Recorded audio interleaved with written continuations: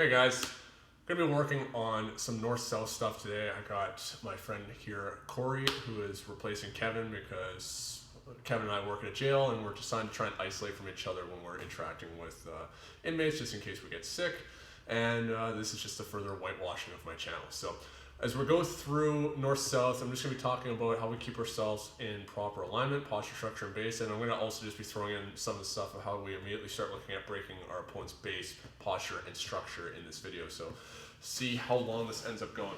North-south, great position. People love it. I love it because it puts us extremely far away from our opponent's legs. If we have gone through a ton of work to try and pass our opponent's guard, it's a real pain in the ass that as soon as I get here in side control, it's not too far of a distance for Corey to start getting frames back in play and starting to mess me up. If I can go to north-south and be back here, if Corey tries to get his legs in right now, it's extremely difficult for him to do so. How I like to do north-south and how you typically see a lot of people doing it at higher levels is actually sprawling out on your opponent's head. I am not a fan of like the north-south. Get the phone, Corey's fired. We see a lot of times at the higher level that people are actually sprawling out within a north-south here because I'm going to be able to use my lats or my ribs to be able to actually break my opponent's posture. What I don't like is the north-south version of like the 69 that people make fun of because it's just not very good. Corey doesn't like me just being right here over top of him. I'm also not doing anything to actually affect his alignment. So even if I'm here like this, while I can secure it, and there'll be times where I will drop my shoulder into his hips to try and stop him from getting his legs in play, I want to be thinking about how I actually affect his alignment in this posture, structure, base. Right now, base, strong structure, his spine is unaffected, so he has posture too. For me, we're either going to be kind of just sprawling out, heavy with our hips. We don't have to be too worried about getting knocked around because our opponent doesn't have effective base to be able to affect our ability to control our center of gravity. If I'm out here like this, I'm gonna have my chest over top of Corey's chest like this, and keeping my shoulder and my head around a range where I'm gonna be able to reach down to his hips pretty quickly here to be able to post against him. Corey's strongest movement is the bridge. If he bridges right now, I don't really move at all because I'm up on his chest and shoulders. So by virtue of just being in north-south, we typically have taken away a lot of our opponent's base because base is relative to the goals of our opponent.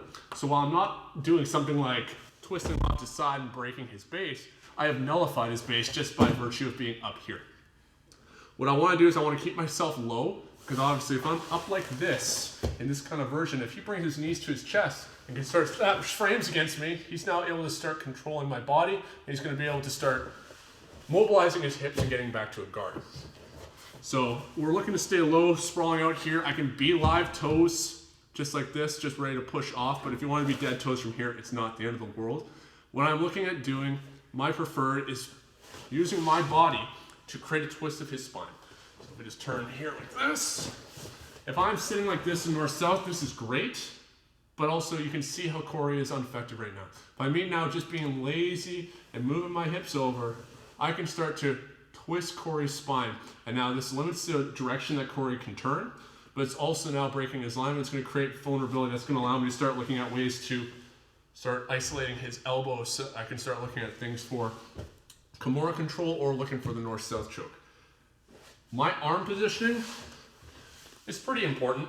I can either be controlling the inside of both his armpits like this, in which I don't have a lot of options for offense, but it's great for just controlling.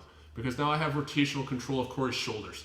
If I have this elbow blocked and posting against like the ground blocking his left shoulder, if he tries to turn into me, it's going to be turn in either direction. Right now his shoulders get caught on either side. It's a very great option. I can also be one in, one out. How it goes is kind of up to you. I like to have something on either side of my opponent. So on this side, I have my ribs on the right side of Corey's neck. And I have my arm on this side of Corey's neck, and then this arm is underneath. I'm able to use this hand to be framing at his hip at all times, because if I'm on the side, you're usually going to be off at a 45-degree angle. Not completely straight like this isn't useful. I want to be here so I can move sideways and break his posture, while at the same time being able to isolate an arm. I'm concerned about Corey turning this way into me and possibly eventually starting to get his guard back. So by me breaking his posture away from me, and by having this arm on the inside, checking his hip, or even his knee, if Corey tries to walk his legs in towards me right now, it's going to be very difficult for him to do so.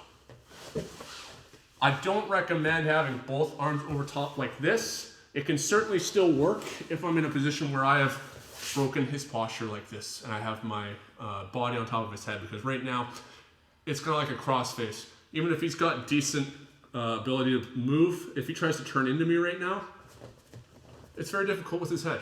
But he might be able to start turning away from me. But that also starts to expose the back. So it depends on if you want to play that movement to your advantage and create these windows of opportunity that are actually more like traps being set up. I prefer this a little bit more when it's in the gi, because the gi we're able to reach underneath, grab the lapels, and do like that deadlift style of lifting your opponent up to expose the back and doing the back take. But otherwise, I'd recommend you're going to have either both arms in, or you're going to have a variation of one of the sides. It's kind of up to you. So we're talking about posture. That should always be in effect. It doesn't take any energy for you to do so, because once again, you're just sprawling out here like this. When it comes to isolating the arms, we'll spend a little more time on that, but it's going to be usually attacking from the top side and isolating our arms, like our opponent's arms like this. If I can bring my arm around and put my hand onto his stomach, controlling onto his ribs, controlling onto the far side of the gi, if Corey wants to get that elbow back, it's going to be very difficult for him to do so. And this is what's going to allow me to start setting up things going into Kimuras. Whether it's to finish the actual Kimura, or more likely just use Kimura control to then look to go to armbars or back takes. Very effective. We're not typically going to be doing much with our inside arm like this to be able, like I have no way of attacking the arm. Bring it across like this. Like I can absolutely affect my opponent's alignment and pin him, but I'm not really setting myself up too much for submissions. If I want to move to side control and then start going to Darces, we can, but it becomes your choice. Like once again, this is a dominant position, so you don't have to stay in north-south. Maybe you just end up going here really quickly because you pass your opponent's guard. You want a safe place to chill for a bit.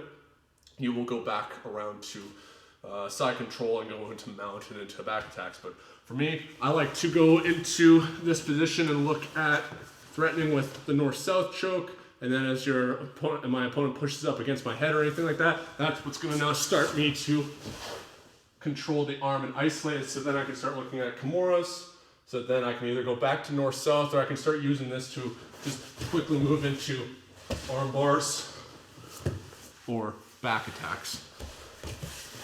So a little bit on just like the north-south, try and do more of a sprawling with the heavy hips, so that you're just going to be able to relax and use your body weight and gravity to affect your opponent's posture and twist them. Chill out there, make sure you're checking the hips. And in the next video, we're going to go over a little bit more information on how to stop your opponent from getting their legs back into play, establishing frames against your body.